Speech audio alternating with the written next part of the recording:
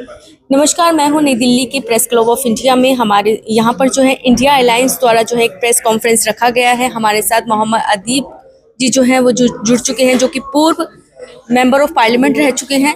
Sir, आज यहाँ पर प्रेस कॉन्फ्रेंस रखी गई है, कहें तो इंडिया अलायंस को जीत मिली है, क्या कुछ कहना चाहेंगे?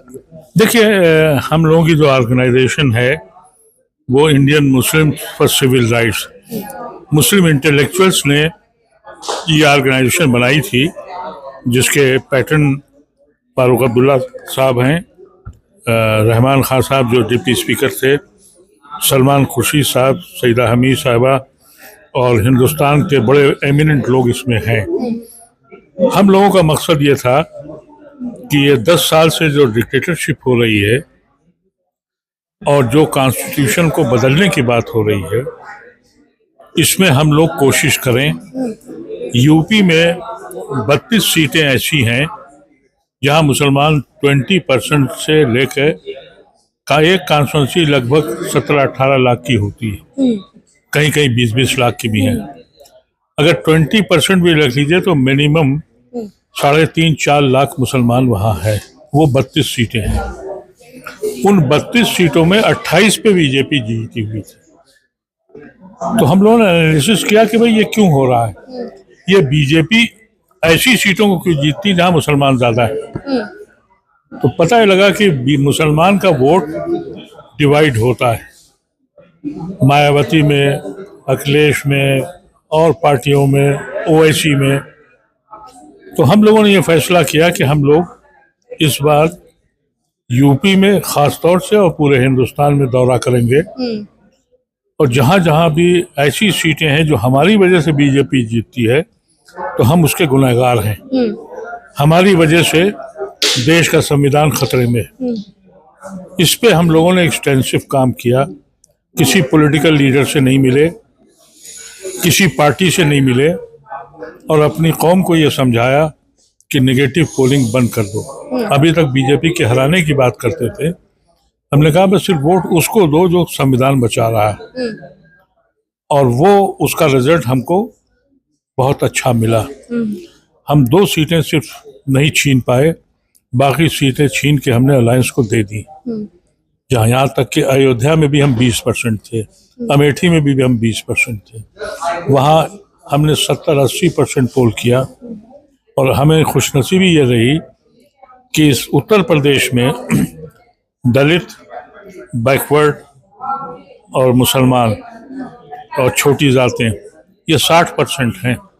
अच्छा सर, हम बात करें बीजेपी के लिए, क्या एक सबक रहेगा? बीजेपी को क्या सबक देना चाह रहे हैं आप? हम बीजेपी को बताना चाह रहे थे कि तुम हमें कितनी गाली दो, हम सोए हुए थे, अब तुमको हम वोट से बताएंगे, गद्दी से उतारेंगे।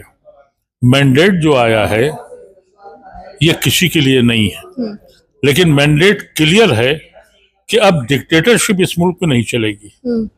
मोदी और शाह की जो तानाशाही है उसके खिलाफ ये मैंडेट है। अब मोदी और शाह को सोचना चाहिए। स्मृति ईरानी के लिए क्या कहना चाहेंगे? जिस तरीके से उन्हें पूरी उम्मीद थी कि मैं जीत जाऊंगी, जनता मुझे प्यार देगी। स्मृति ईरानी, देखिए, मीडिया को उन्होंने पकड़ रखा था, नौजवान बच्चों के और इंसानों के दिलों में नफरत फैला दी थी। वो 3 टर्म तक चीफ मिनिस्टर रहे गुजरात में, उन्होंने दिलों को बांटा, नफरतें फैलाई, इंसान को इंसान से लड़ा दिया और हुकूमत करते रहे। और ये काम इन्होंने इस बार भी किया।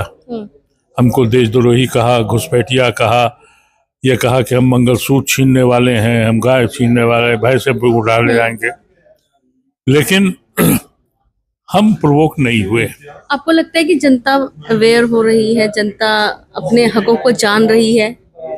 जनता बहुत अच्छी तरह से जान गई है, लेकिन ये जो मोदी ने जो 10 साल में जो जहर बोया है, उसमें अभी भी कुछ लोग ऐसे हैं जिनको इस मुल्क में कुछ नहीं चाहिए। मुल्क तबाह हो जाए, किसान मर जाए, फैक्ट्रियां बंद हो जाएं, बेरोजगार हो जाएं लोग, लेकिन मियाँ को ठीक करना है। अभी कुछ लोग बाकी हैं। इंदौर की हम बात करें सर, सबसे ज्यादा नोटा मिला है जी। तो मैं आपसे इस कर रहा हूँ कि जिस तरह का मिसयूज हुआ है इस मैंडेट के बाद, अब पता लगेगा मोदी को फर्स्ट टाइम 3 टर्म उन्होंने एब्सोल्यूट मेजॉरिटी के साथ चीफ मिनिस्टर रहे और अपना डंडा चलाते रहे और 10 साल सेंटर में सारे इंस्टीट्यूशन ख़त्म किए, अपना डंडा चलाते रहे। अब पता लगेगा ये कितने जाहिल हैं।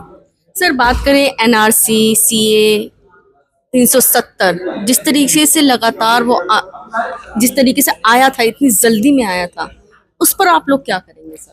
नहीं, अब आप मोदी से पूछिए, उन्होंने तो कहा था कि हम यूनिफॉर्म सिविल कोड फौरन लागू करेंगे, एनआरसी फौरन लागू करेंगे, 1 इलेक्शन और 1 डिक्टेटर का नारा जो था, अब बैसाखी पे है, क्या करेंगे? अब तो उनसे सवाल पूछिए। हमने तो उनको झिड़ोड़ के रख दिया है, वो अलगनी पे टंगे हुए हैं। कोई आदमी आए तो उनको पहनाए कपड़े, तो वो कैसे पहनेंगे ये देखने की बात है। इसीलिए आज हम लोगों ने कहा कि हम अलायंस के साथ थे, अलायंस के साथ हैं।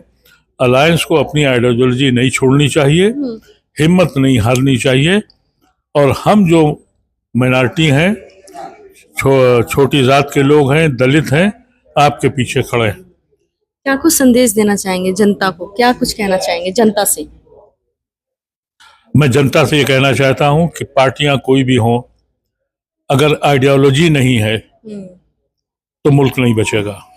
द आइडिया ऑफ इंडिया का कॉन्सेप्ट अपने दिल दिमाग में रखो, और जिन लोगों ने इस दिल को बांटा है, नफरतें फैलाई हैं, उनको सजा दो। बहुत वक्त लगेगा, शुरुआत हो चुकी है, और अब ये लगता है कि हिंदुस्तान हमारा वापस आ जाएगा। धन्यवाद हमसे बातचीत।